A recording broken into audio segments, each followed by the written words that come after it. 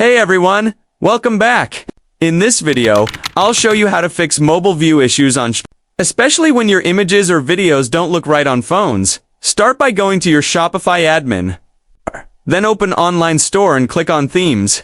Next to your active theme, click Customize. Switch to the mobile preview at the top so you can see how everything looks on smaller screens. If an image or video looks stretched, click on that section to edit it. In most themes, you'll find size or aspect ratio settings set the image to adapt to image or contain instead of cover. This helps keep the full image visible for videos. Make sure autoplay and custom width options are off. If your video looks too wide, try embedding it using responsive code or reduce the width manually inside the theme editor. Finally, check spacing. Sometimes padding or margins are too large on mobile. Adjust them until everything fits nicely. Once everything looks good, click Save and preview your store on an actual phone to make sure everything displays perfectly.